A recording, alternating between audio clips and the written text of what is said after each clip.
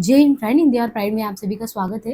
Friends, UGC net paper first में unit 10 higher education से related unit है और हम प्रीवियस में जो क्वेश्चन हायर एजुकेशन से आए हुए हैं उन पर डिस्कशन कर रहे हैं।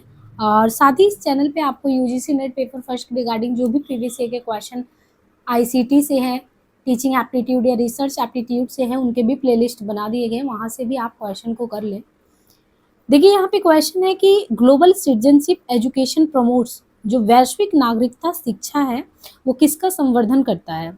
वैश्विक नागरिकता के लिए साझा अंतर्राष्ट्रीय कानून का, अंतर्राष्ट्रीय जनसंपर्क का, या समस्त देशों के बीच वीजा सहित नागरिकता से जुड़े मुद्दे का, या अधिक शांतिपूर्ण, सहनशील, समावेशी, सुरक्षित व संधारणीय समाज का?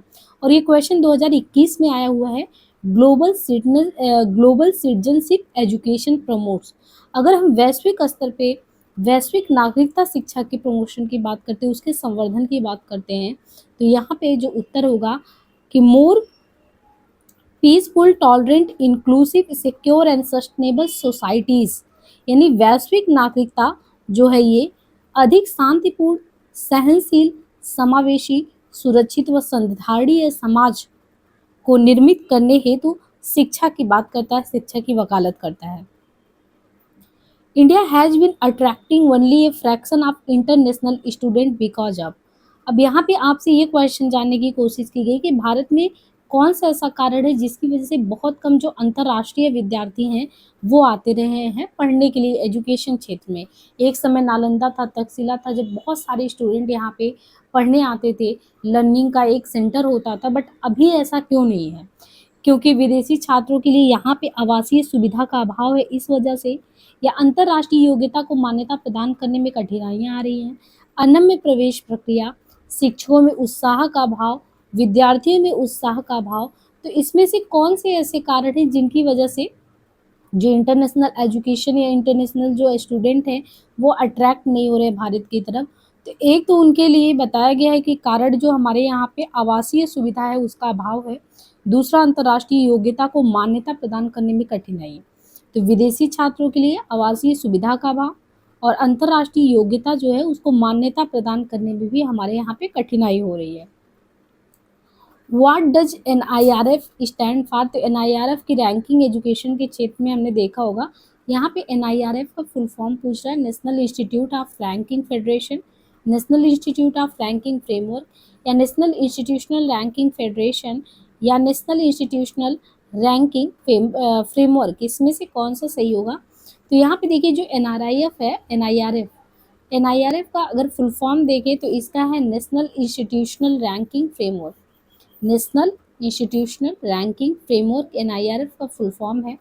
राष्ट्रीय संस्थागत रैंकिंग फ्रेमवर्क NIRF को 29 सितंबर 2015 को शिक्षा मंत्रालय तत्कालीन मानव संसाधन विकास मंत्रालय द्वारा अनुमोदित किया गया था। ये देश के उच्च शिक्षण संस्थानों को रैंक देने के लिए भारत सरकार का प्रयास है। एक तो इसके फुल फॉर्म क्वेश्चन में इंडिपेंडेंट क्वेश्चन बन के आ सकते हैं कि NIRF का फुल फॉर्म बताओ। तो नेशनल इंस्टीट्यूशनल रैंकिंग, देखिए राष्ट्रीय स्तर पे जो इंस्टीट्यूट है उनको रैंक देने का काम करते हैं, इसलिए इसका फुल फॉर्म भी है नेशनल इंस्टीट्यूशनल रैंकिंग फ्रेमवर्क। दूसरी चीज़, ये कब आया अस्तित्व में? तो 29 सितंबर 2015 को, यानी 2015 को NIRF जो है हायर एजुकेशन के क्षेत्र में जो इंस्टीट्यूशन है उनको रैंकिंग देने का काम करता है, 2015 में आया। और जो शिक्षा मंत्रालय आज का है, जो कि उस समय मानव संसाधन विकास मंत्रालय कहलाता था, उसके द्वारा इसको अनुमोदित किया गया था। ये देश के जो भी हायर इंस्टीट्यूट हैं एजुकेशन के क्षेत्र में उनको रैंक देने का कार्य करता है।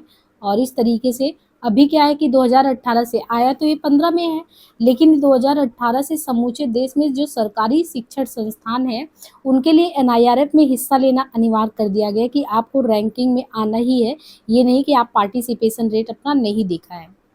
तो इस तरीके से इन्होंने 11 श्रेणियों में चीज़ों को, मतलब कि जो इंस्टीट्यूट उनको सूचीबद्ध करने का काम भी किया है।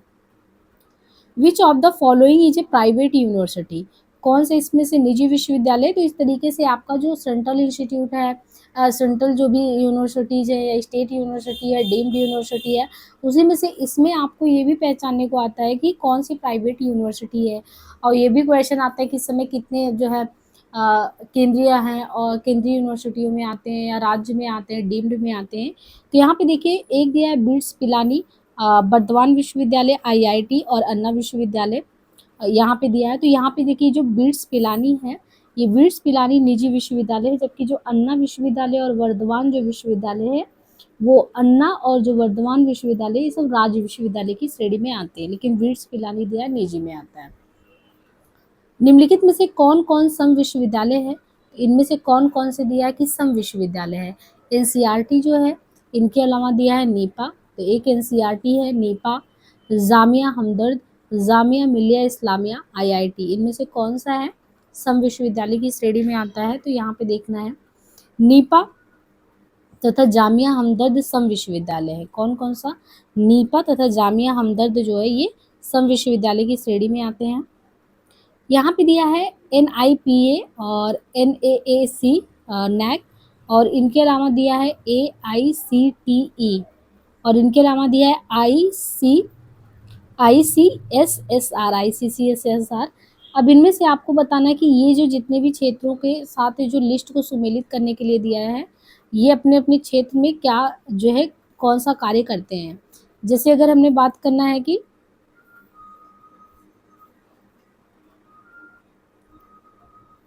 जैसे यहाँ पे हमको ये देखना है कि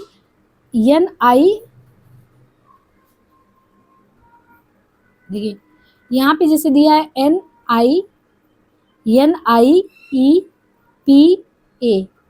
तो ये जो है ये शिक्षा नियोजन व प्रबंधन का काम करता है। इनके अलावा अगर नैक की बात करें, NAAC नैक, तो ये क्या करता है? उच्च शिक्षा संस्थानों का प्रत्यायन करता है। AICTE ये तकनीक यानी टेक्निकल एजुकेशन में क्वालिटी को देखता है। और ICCSR ये क्या करता है कि सामाजिक विज्ञान में रिसर्च को बढ़ावा देने का काम करता है।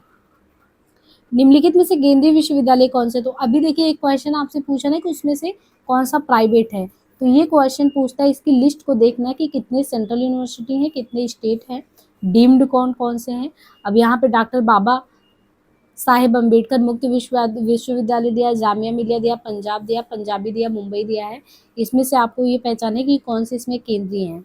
तो जामिया मिलिया इस्लामिया विकल्प में दिया गया एक बस केंद्रीय है, अन्य कोई भी जितने नाम दिए गए हैं, यदि मुंबई है, पंजाबी है, पंजाब है, डॉक्टर बाबा साहब अम्बेडकर है, ये सारे जितने भी दिए गए हैं ये सब इनमें से कोई नहीं है जो सेंट्रल यूनिवर्सिटी की कैटेगरी में आता है।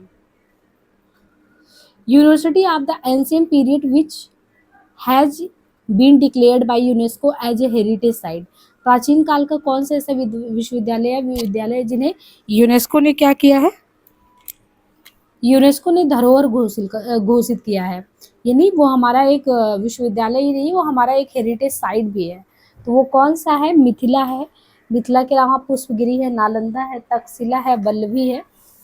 तो हमारे प्राचीन जो काल में एजुकेशन भारत का बहुत ही समृद्ध रहा है। तो इसमें से आपसे पूछा गया ना कि यूनेस्को ने किसको धरोहर स्थल के रूप में देखा है। तो और एक बार नहीं, ये 2021 में भी पूछा है, 20 में भी वही क्वेश्चन रिपीट हुआ है। तो प्राचीन काल के दो भारत के प्रमुख ऐसे विश्वविद्यालय जिनको यूनेस्को की साइट में डाला गया, एक तो नालंदा महाविहार, वर्ष 2016 में जो है नालंदा विश्वविद्यालय बिहार को जो है इसको प्राचीन काल के धरोहर में डाला गया है। और दूसरा नालंदा के अलावा तक्षशिला, तो तक्षशिला और नालंदा पाकिस्तान में अभी ये पड़ता है, लेकिन वर्ष 1980 में इसे घोषित किया गया। और ये दोनों हमारे यहाँ पे क्या है? धरोहर के रूप में है विश्वविद्यालय। For maintenance of standard of teaching, examination and research and coordination of university education which of the following section of UGC act should be refer to, विश्वविद्यालय अनुदान आयोग अधिनियम की निम्नलिखित में से किस धारा को विश्वविद्यालय शिक्षा के शिक्षण, परीक्षा, अनुसंधान और शिक्षण के मानकों के अनुरक्षण के लिए संदर्भित किया गया है? सेक्शन 28, 15, 25, 12। तो इसमें दिया है ना कि यूजीसी की जो निम्नांकित धारा है, कौन सा ऐसा है जो मानकों के अनुरक्षण के लिए संदर्भित है?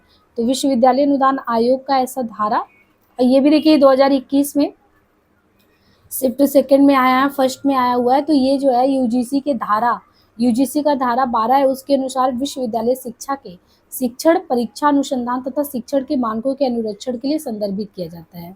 तो यूजीसी का धारा कौन सा है? 12 है, उसके अनुसार जो है हमको देखना है कि ये मानकों को सुनिश्चित करता है। प्राचीन भारत के प्रथम भारतीय इतिहासकार कौन रहे हैं? मेगस्थनीज है, फाहियान है, कल्हण है। तो ये कि हिस्ट्री से क्वेश्चन दे दिया है, कल्हण, वो कल्हण लिखा है, कल्हण है। प्राचीन भारत के प्रथम भारतीय इतिहासकार दिया है कल्हण थे। इनकी लिखी गई पुस्तक, कल्हड़ की पुस्तक जो है बहुत ही प्रसिद्ध पुस्तक है, राजतरंगिणी। प्राचीन भारतीय इतिहास की पहली ऐतिहासिक पुस्तक मानी जाती है कल्हड़ की राजतरंगिणी को। इस वंश में कश्मीर राजा का उल्लेख किया गया है, यानी पुस्तक में। भारतीय समाज विज्ञान, the Indian council of social science research was established for, Bharatiya Samaj विज्ञान अनुसंधान परिषद, यानी जो इंडियन काउंसिल ICSR है, भारतीय समाज विज्ञान अनुसंधान, इसकी स्थापना कब हुई? मतलब कि हुई थी कैसे? विभिन्न विधाओं के सशक्तिकरण हेतु, स्टडिंग डिफरेंट डिसिप्लिन के लिए, promoting research in a social science, या एक विधा के रूप में समाज विज्ञान की गुणवत्ता को बढ़ाने के लिए, या समाज विज्ञानियों की चिंताओं के लिए मंच उपलब्ध कराने के लिए, विश्वविद्यालय द्वारा आयोजित संगोष्ठियों और सम्मेलनों को सहायता प्रदान करने के लिए। तो यहाँ पे हमें ध्यान देना है कि जो ICSSR है, इसकी स्थापना 1969 ईस्वी में, कब? ICSSR की स्थापना 1969 ईस्वी में भारत सरकार द्वारा निम्न उद्देश्यों की पूर्ति के लिए हुआ था। तो ICSSR की स्थापना 1969 भारत सरकार द्वारा कौन से उद्देश्य?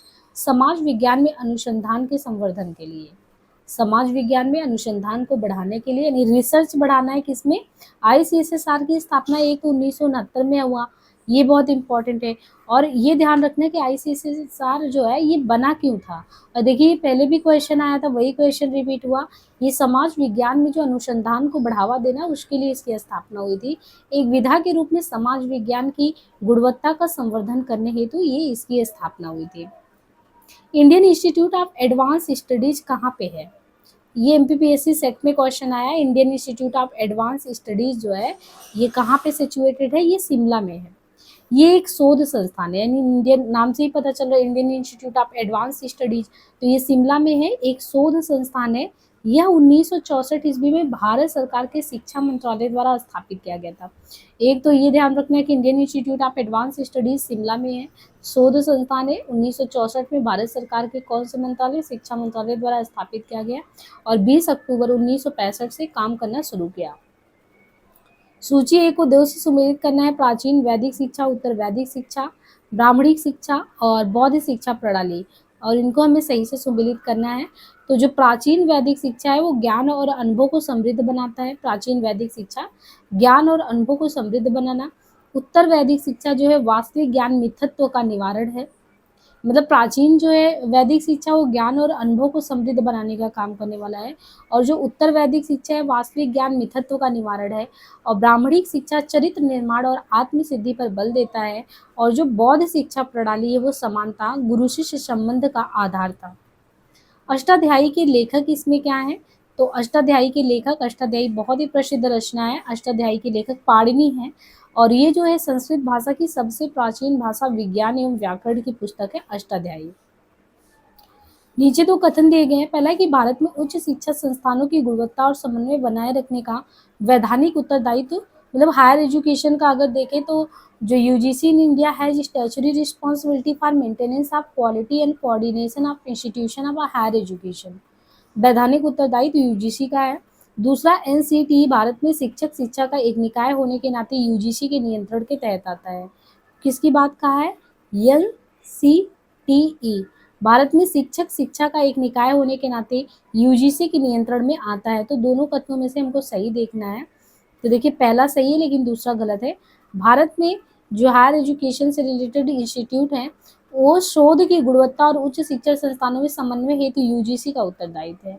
NCT मतलब इनका तो है कि UGC का ही उत्तरदायित्व है, और जो NCTE है एक जो है वो स्वायत्त संस्था है, ये UGC के तहत नहीं आता। यानी NCTE को ये सोचे कि ये जो है UGC के बॉडी के तहत आता है, उसके अंदर में आता है, तो नहीं, NCTE अपने आप में एक स्वायत्त संस्था है, UGC के तहत वो नहीं आता है। प्राचीन भारत में बिहार केंद्रीय विश्वविद्यालय निम्नलिखित में से किन स्थानों पर स्थित है? बिहार सेंट्रल यूनिवर्सिटी जो है उनसे रिलेटेड पूछा है। नवदीप, नालंदा, वल्लभी, जगद्दला, कांची, तो ये कहाँ पे था? प्राचीन भारत में बिहार जो है केंद्रीय विश्वविद्यालय, और बिहार केंद्रीय विश्वविद्यालय जो था नालंदा बिहार, वल्लभी गुजरात और जगद्दला पश्चिम बंगाल। नीचे दो कथन दिए गए हैं। पहला क्वेश्चन ये है कि प्राचीन भारत में शाकल्यवादी यानी हॉलिस्टिक, इसको ये समझना है कि ये बोल रहा है holistic education in ancient India was not just acquisition of knowledge and preparation for life in this world और life beyond schooling but for complete realisation and liberation of the self. प्राचीन भारत में जो हॉलिस्टिक यानी साकलवादी शिक्षा, इसका उद्देश्य इस संसार में जीवन अथवा विद्यालयी शिक्षा के बाद के जीवन की तैयारी करने हेतु ज्ञानार्जन करना ही नहीं था, बल्कि पूर्ण आत्म अनुभूति व मुक्ति हासिल करना था। और दूसरा कि प्राचीन शिक्षा के दौरान प्राचीन जो यानी वैल्यूज ऑफ प्लुरलिज्म, यानी जो प्राचीन शिक्षा है उसके दौरान बहुलवाद, आपसी समझ और शांति शाकलवादी शिक्षा की नींव तैयार करते थे। इनमें हमें देखना है कि कौन सा यहाँ पे स्टेटमेंट सही है। तो पहला और दूसरा जो है दोनों ही स्टेटमेंट देखे तो सही है। प्राचीन भारत में जो शाकलवादी शिक्षा उसका उद्देश्य ज्ञानार्जन के अतिरिक्त सिर्फ ज्ञानार्जन ही नहीं था, ज्ञानार्जन के अलावा पूर्ण आत्मानुभूति और मुक्ति प्राप्त करना था। यह बहुलवाद परस्पर समझ और शांति के मूल्यों पर आधारित था। नीचे दो कथन दिए गए हैं जिसमें पहला कथन है प्राचीन भारत के नालंदा, तक्षशिला और विक्रमशिला के प्राचीन जो विश्वविद्यालय हैं वो वर्तमान में सभी भारतीय क्षेत्र में हैं। यानी जो प्राचीन भारत है, प्राचीन भारत के नालंदा हो, तक्षशिला हो, विक्रमशिला हो, उनके विश्वविद्यालय वर्तमान में सभी भारतीय, वर्तमान में कह रहा है कि यानी प्राचीन में तो थे ही, लेकिन ये क्या वर्तमान में भी सभी भारतीय क्षेत्र में है। भारत के प्राचीन शिक्षा केंद्रों में प्रवेश हेतु अपने प्रकार की क्या प्रवेश परीक्षा होती थी। यानी हमें क्या ये पता है कि पहले जो एजुकेशन सिस्टम में जैसे आज एंट्रेंस के थ्रू हमें बड़े बड़े यूनिवर्सिटी में दाखिला मिलता, पहले भी ऐसे ही था। तो पहला कथन सही नहीं है क्योंकि तक्षशिला विश्वविद्यालय वर्तमान में पाकिस्तान में है, ये ध्यान रखना है। और लेकिन दूसरा सही है कि जैसे आज हम लोग बड़ी यूनिवर्सिटी में जो है अपना स्थान सुनिश्चित करने के लिए प्रवेश परीक्षा से गुजरते हैं, तो मेधावी जो छात्र छात्राएं हैं वो उनको मिल जाते हैं। बिल्कुल ये चीज़ पहले भी था हायर एजुकेशन में। अगर देखें प्राचीन शिक्षा केंद्र में प्रवेश आपको पाना होता था तो एक प्रकार से प्रवेश परीक्षा से गुजरना होता था, ये चीज़ सही है। और बाकी ये जो तक्षशिला है वो तक्षशिला वर्तमान में यहाँ नहीं है, वो पाकिस्तान में है। आयुर्वेद जो स्वदेशी चिकित्सा प्रणाली है का वर्णन निम्नलिखित में से किस वेद में मिलता है। तो जो आयुर्वेद की शिक्षा प्रणाली से संबंधित बताया कि Ayurveda which deals with indigenous system of medicine, तो ये अथर्ववेद से संबंधित है। देखिए आयुर और आय से अथर्व, तो आयुर्वेद जो स्वदेशी चिकित्सा प्रणाली वो अथर्ववेद में उसके बारे में मिलता है। प्राचीन भारत में तक्षशिला विश्वविद्यालय में प्रवेश लेने के जो इच्छुक विद्यार्थी होते थे उनके लिए आयु संबंधी पात्रता कितना था, मतलब किस एज में जो है आप एंट्रेंस में बैठते और अपने दाखिला के लिए जो है एंट्रेंस में बैठ के अपना स्थान सुनिश्चित करते, तो उस समय 16 वर्ष था। अभी तो तक्षशिला तो वर्तमान पाकिस्तान में चला गया, लेकिन उस समय 16 वर्ष था आपके एंट्रेंस के आयु। और तक्षशिला विश्वविद्यालय को विश्व का पहला विश्वविद्यालय माना जाता है। तो विश्व का पहला विश्वविद्यालय तक्षशिला था। ये 7वीं शताब्दी ईस्वी पूर्व में स्थापित था। ये विश्वविद्यालय चिकित्सा अध्ययन के लिए प्रसिद्ध था। अभी हमने चिकित्सा से देखा, उसके बारे में अथर्ववेद में जिक्र किया गया है। बाकी विश्व का पहला विश्वविद्यालय भी था, 7वीं शताब्दी ईसा पूर्व स्थापित हुआ था और ये विश्वविद्यालय चिकित्सा अध्ययन के लिए प्रसिद्ध था। पाणिनि, कौटिल्य और चरक इसके भाग रहे हैं। यहाँ प्रवेश के लिए न्यूनतम आयु 16 वर्ष से अधिक माना जाता था। प्राचीन भारत में निम्नलिखित में से शिक्षा का प्रमुख लक्ष्य क्या था, मतलब वो which are the following has been the main aim and objective of the education during ancient time.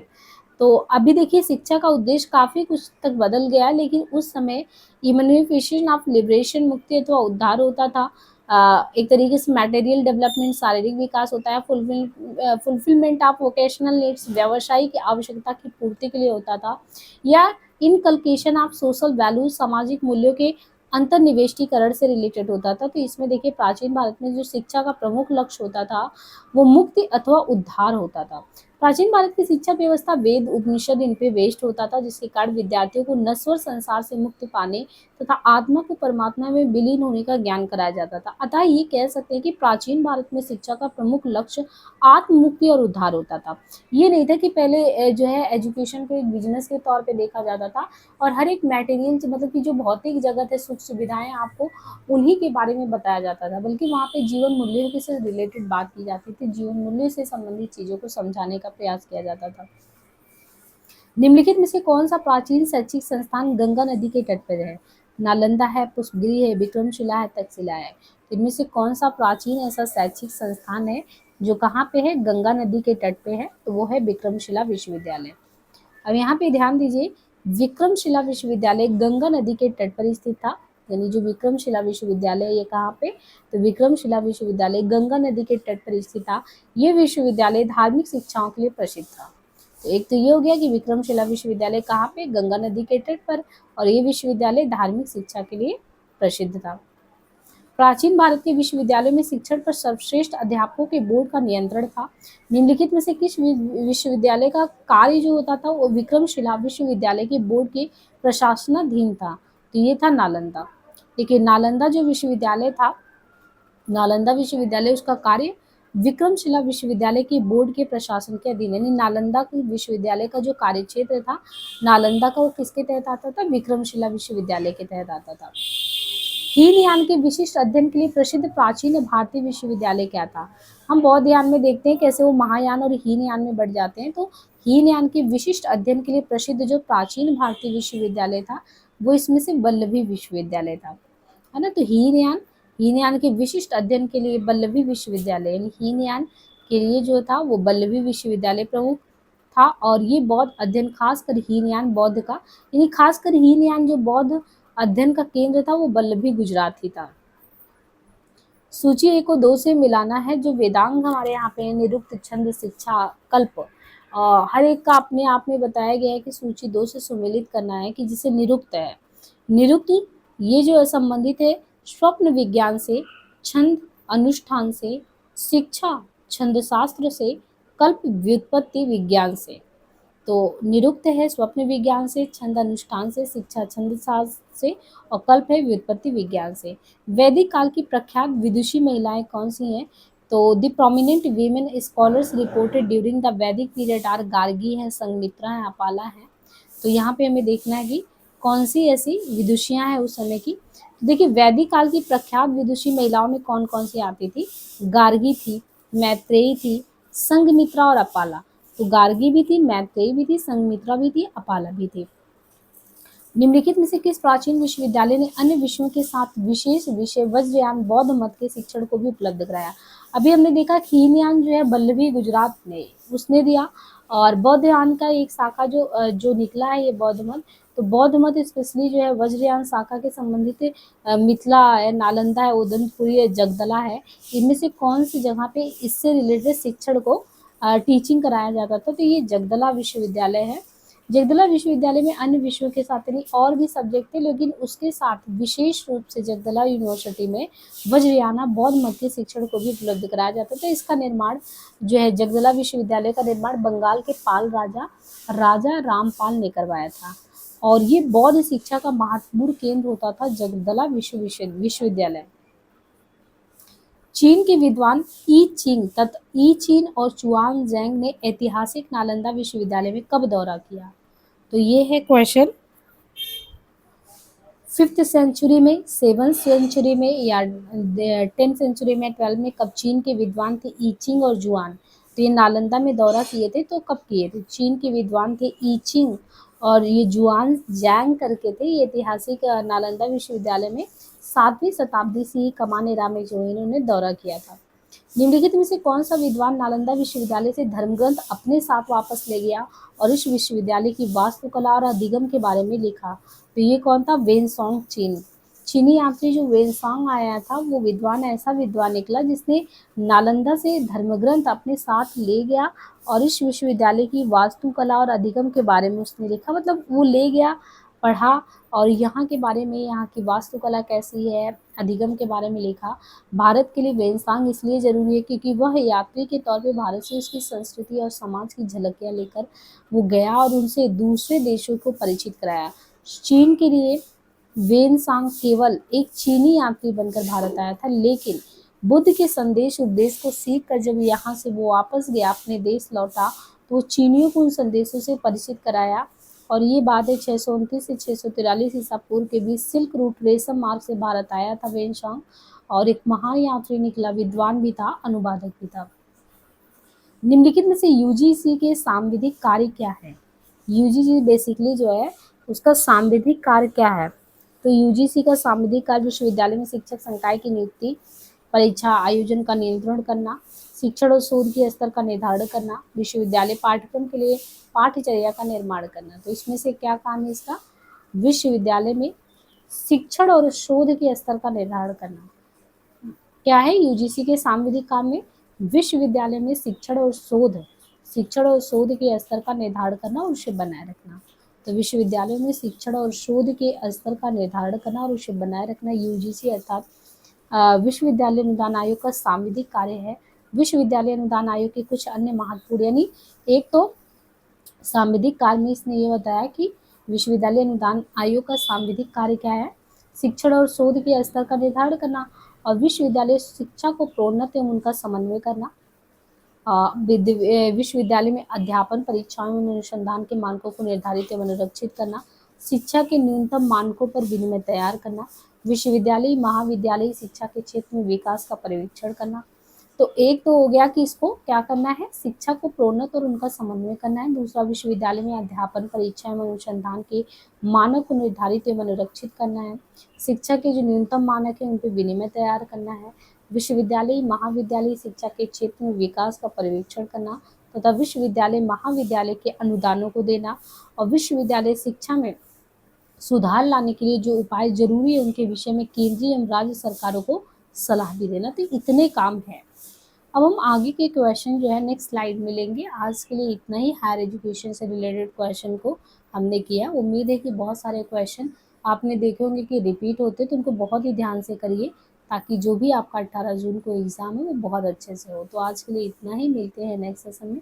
Channel पे और भी जितने भी प्लेलिस्ट बनाए गए हैं यूजीसी नेट पेपर फर्स्ट के रिगार्डिंग, तो आप वहाँ से मदद ले सकते हैं। आज के लिए इतने, धन्यवाद।